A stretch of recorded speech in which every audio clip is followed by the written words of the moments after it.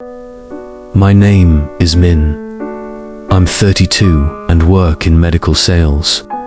My days are meetings, long drives, cold dinners, and the glow of a phone that never stops. I used to think men show love by providing, not talking.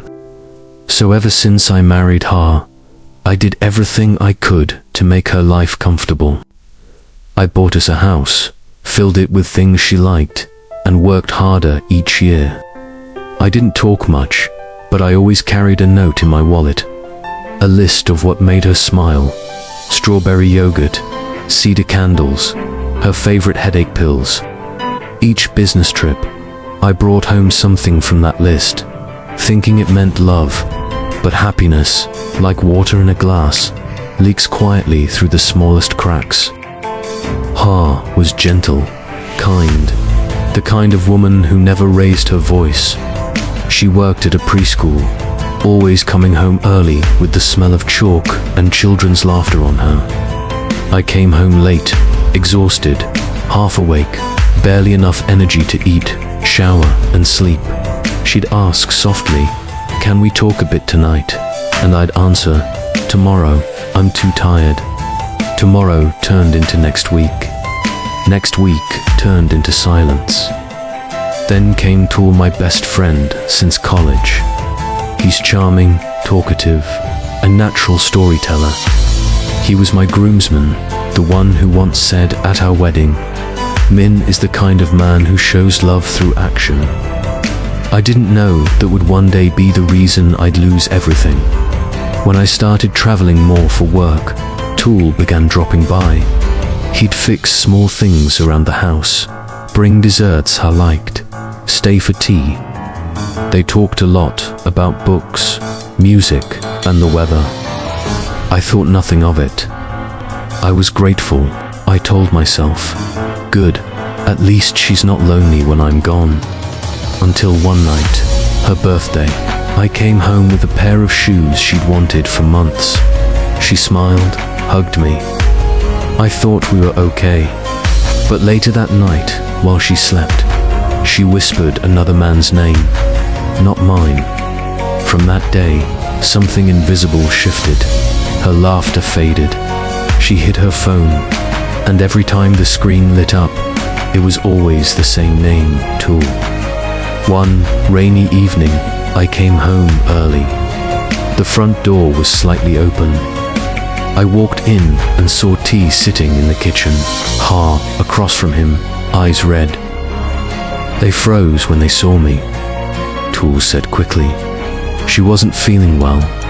I brought her some medicine. I nodded, pretending to believe him. When he left, the silence that followed was heavier than any storm outside. That night, Ha said quietly, "I feel empty. Empty of what I asked, of you. But I'm right here." She shook her head, tears forming. "You're here, but not with me." And that was the first time I realized presence doesn't mean connection. A few days later, I came home and saw a strange pair of shoes by the door. Our bedroom was closed. I knocked. No answer. When I opened it, Tool was standing there. Ha was sitting on the bed, pale, trembling. No words were needed. Everything was already said. I didn't yell, didn't hit, didn't cry. I just walked to the kitchen, poured a glass of water, and said softly. A month later, she begged me to come home. We tried couples therapy. The therapist asked, "When do you feel loved?" I said, "When I can provide for her." Ha said, "When he listens to me without trying to fix me." The therapist sighed. "You both speak love in different languages." We tried to rebuild.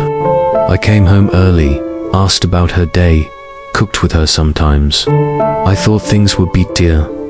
Until one night, she said she was going to a friend's birthday. At midnight, she texted, "I'm drunk. Sleep first." The next morning, I smelled a man's cologne on her jacket. Woody, strong, not mine. That evening, she confessed, I met Tool by accident. I said calmly. There's no accident after betrayal. She cried. I'm sorry. I tried, Min. I really did. I nodded. I know. But once something breaks, you can glue it. The cracks still show. We separated, sold the house, split the furniture. I changed jobs. Less money, more time. I started calling my mother just to talk, not because I needed anything. I took a class called Active Listening for Men. Funny, right? A 30-year-old learning how to talk again. A year later, I saw her at her school. She looked thinner, tired. She smiled faintly. And I broke up. He's good at talking, but he doesn't do anything. I chuckled softly. And I was the opposite.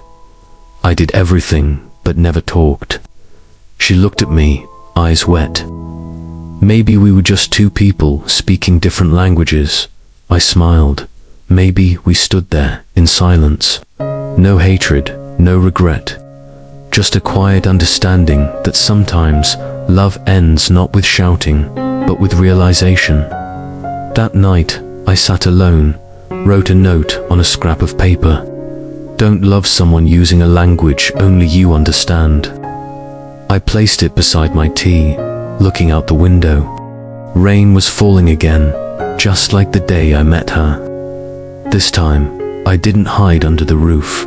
I stepped outside and let it soak through. Because maybe, just maybe, you have to get drenched again to finally learn what it means to be there. Not just stay,